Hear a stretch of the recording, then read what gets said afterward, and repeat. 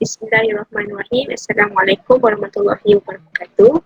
InsyaAllah hari ini kami ingin mengangkat proposal untuk final project kami. Sebelum itu saya perkenalkan diri saya. Nama saya Nurul Izzah binti Muhammadullah Suhaimi, 18 BE 02035. Kami telah memilih tema hubungan sesama manusia antara adab yang kami sentuh ialah adab berkomunikasi, adab berjiran, adab dengan ibu bapa dan adab berjanji. Seterusnya, nama saya Nurul Ain Hanani binti Azhar, nombor matrik 18BE 02043.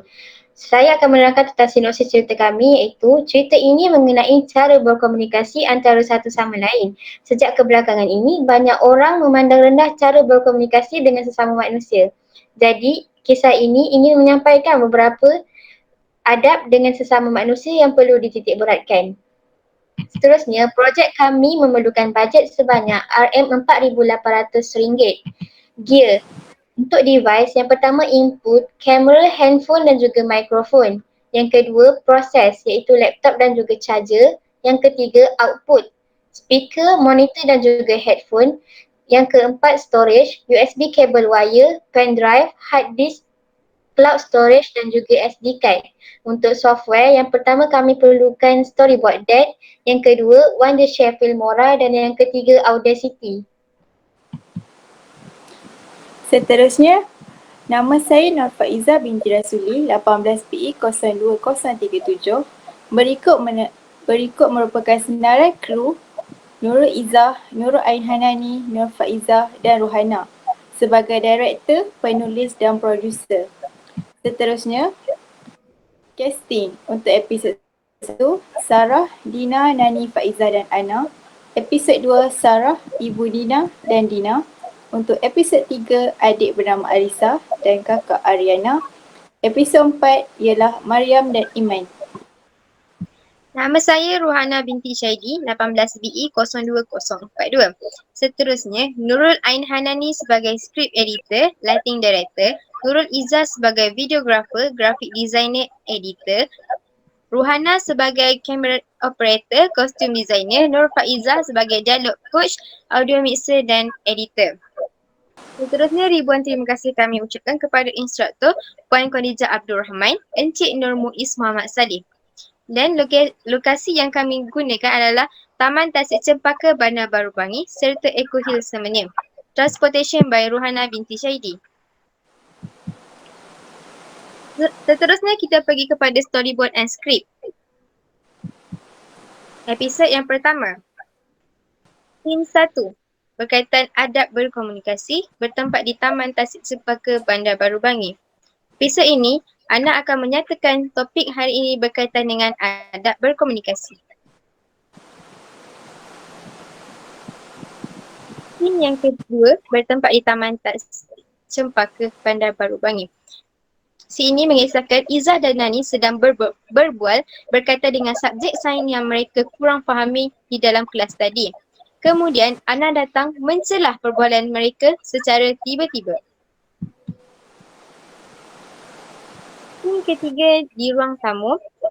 Si ini menceritakan tentang adik ingin meminjam duit dengan kakaknya untuk membeli buku. Malah kakaknya tidak berkata jujur dan berbohong dengan menyatakan tidak mempunyai duit. Lalu menyorotkan duit tersebut ke dalam poket seluarnya. Scene yang keempat di dalam perpustakaan. Si ini mengisahkan Ana menyapa Faizah dengan menggunakan bahasa yang sopan serta bertanya kepadanya berkaitan tugasan yang mereka perolehi dan Ana mempunyai kekeliruan. Lalu Faizah membalas sapaan tersebut dengan menggunakan bahasa yang sopan serta ingin memberi pertolongan kepada Ana. Scene yang kelima di dapur. Ana menggunakan kata-kata yang kesat dan kasar sewaktu memanggil adiknya yang sedang makan di dapur.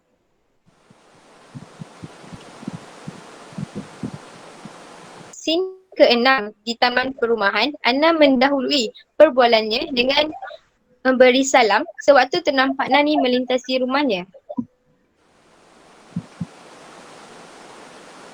Scene ke-7.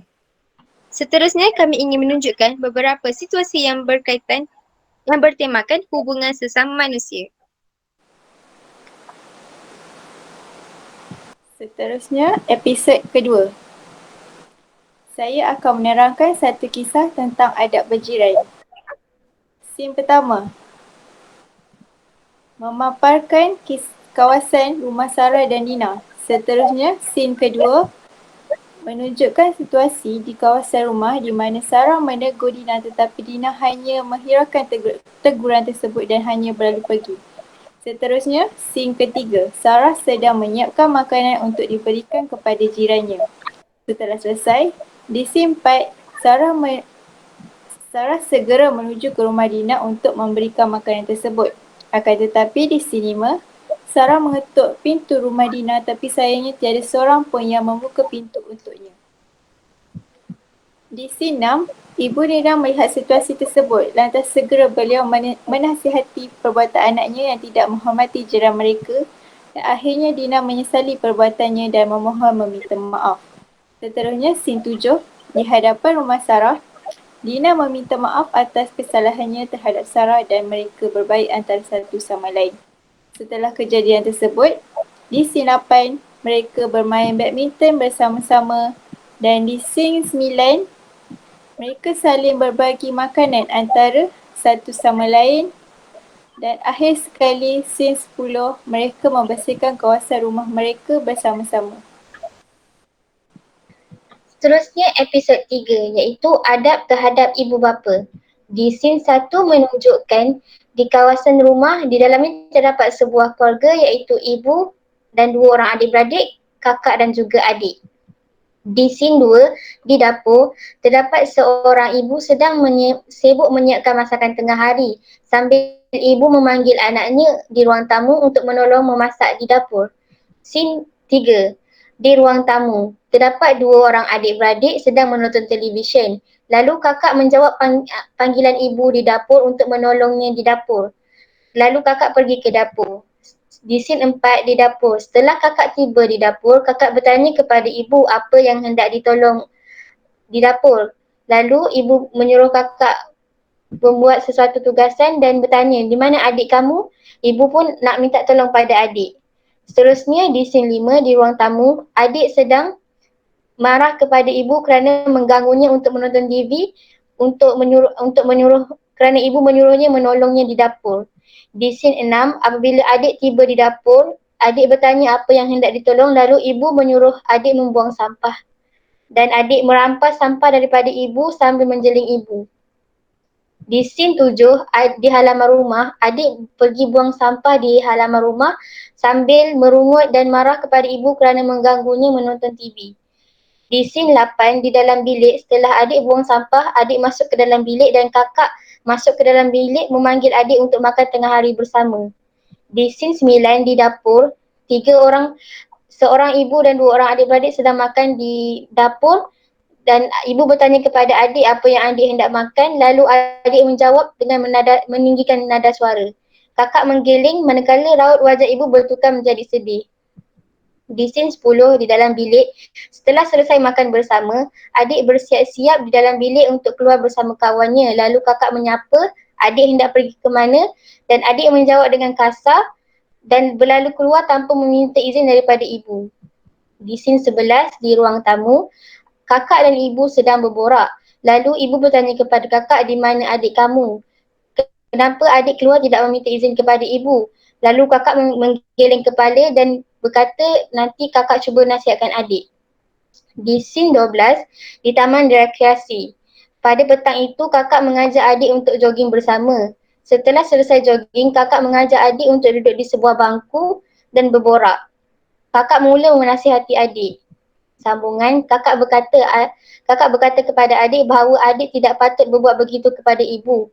Adik harus beradab terhadap ibu bapa dan taat terhadap ibu bapa.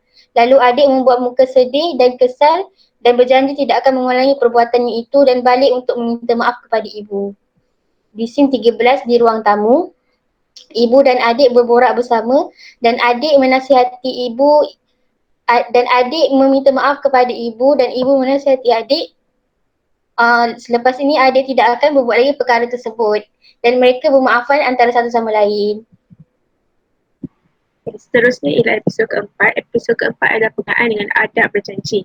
Yang pertama, di hadapan sekolah, pelajar-pelajar pulang dari sekolah. Yang kedua, di kawasan perumahan, Iman dan Mariam berjalan pulang daripada sekolah. Scene yang ketiga, Iman dan Mariam bincang tentang kerja sekolah yang diberikan oleh cikgu pada pagi tadi. Scene yang keempat, di depan rumah Mariam, Iman berjanji dengan Mariam untuk berjumpanya di rumah Mariam pada jam 3.30. Scene yang kelima, jam di rumah Mariam menunjukkan 3.40 petang. Scene yang keenam, Mariam menunggu di ruang tamu rumahnya sambil menunggu kedatangan Iman. Scene yang ketujuh, bunyi notifikasi di handphone Mariam. Scene yang ke-8, Mariam pergi memanggil handphonenya dan melihat notifikasi yang masuk pada handphonenya. Scene yang ke-9, paparan skrin daripada Iman di handphone Mariam yang mengatakan bahawa Iman tidak datang ke rumahnya. Scene yang ke-10, Mariam bermonolog sendirian dan berkata sepatutnya Iman memberitahunya awal-awal terlebih dahulu. Scene yang ke-11, di hadapan rumah Iman. Scene yang ke-12, di bilik Iman berjalan ke katilnya. Scene yang ke-13, Iman duduk di atas katilnya sambil memikirkan aktiviti yang boleh dilakukan pada esok pagi. Scene yang ke-14, Iman menelefon Mariam dan mengajak Mariam untuk berjogging pada esok pagi pada jam 7.30. Scene yang ke-15, terusnya. Scene yang ke-15 merupakan weather shot di bilik Iman yang menandakan hari sudah terang. Scene yang ke-16, Iman masih berada di atas katilnya dan masih ramai daripada tidur. Scene yang ke-17, Iman bangun dalam keadaan terkejut lalu teringat akan janjinya dengan Mariam pada pagi itu. Scene yang ke-18, paparan skrin handphone Iman yang menunjukkan miss call sebanyak 7 kali daripada Mariam. Scene 19, Iman bergegas bangun daripada katilnya dan lalu siapkan diri dalam keadaan terkocok-kocok. Scene 20, Mariam menunggu kedatangan Iman di Taman Eco Hill. Scene yang ke-21, Mariam menunggu Iman dengan sabar. Scene yang ke-22, akhirnya Iman datang dalam keadaan tergesa. Scene yang ke-23, Iman memohon maaf atas kelewatannya dan Mariam menyuruhnya untuk bertenang. Scene 24, Mariam mengajak Iman untuk duduk terlebih dahulu dan memberitahu Iman ada perkara yang hendak ditegur. Scene yang ke-25, Mariam menyebut tentang kejadian tempoh hari berkenaan Iman yang tidak dapat hadir ke rumahnya. Scene yang ke-26, Iman teringat akan perbuatannya dan Iman mulai sedar tentang sikapnya yang suka berjanji tapi tak ditepati. Scene yang ke-27, Maria mengingatkan bahawa tidak semua orang akan fahami akan tindakan kita selepas kita berjanji. Mariam juga mengingatkan Iman untuk menghargai masa orang lain. Terusnya,